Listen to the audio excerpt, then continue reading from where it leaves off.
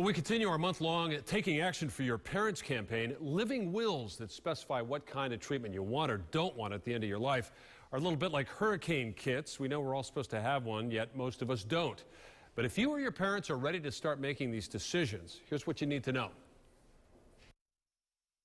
What's happening in Grand Court? Anything new? As a loving daughter, Linda Marie Holliday was hesitant to talk about end-of-life planning with her father. So she was grateful when he brought it up first. 10 years ago, my father said, we need to sit down and put some documents in place so that you don't have trouble. So he had the foresight. 83-year-old Alan Stewart now has both a will and a living will, known in Florida as a healthcare advance directive. Linda knows she won't have to decide whether to pull the plug because her father doesn't want a plug in the first place. I don't voluntarily stay around as long as I possibly can.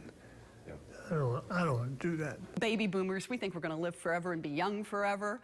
But, you know, things happen. And if you make plans, it makes it easier on your family. Elder law expert Rebecca Morgan says we all need to have that uncomfortable conversation and then put it in writing.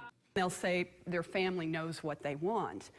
And in many instances, that's true. But you want to think about your family.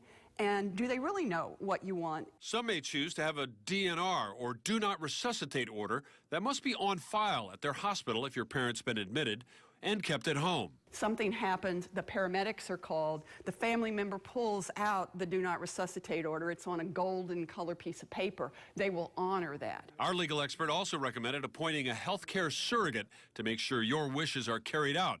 But choose that person carefully. You may appoint one of your children to be your healthcare surrogate and another child disagrees because that child just doesn't want to let mom go, for example. And so whoever you pick as the surrogate has to be willing to stand up and make the decisions you want.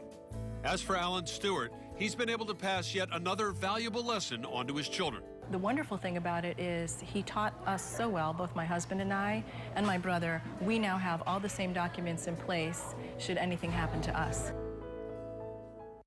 Now, because our attitudes and opinions tend to change over time, our experts recommend you update your end-of-life instructions every few years.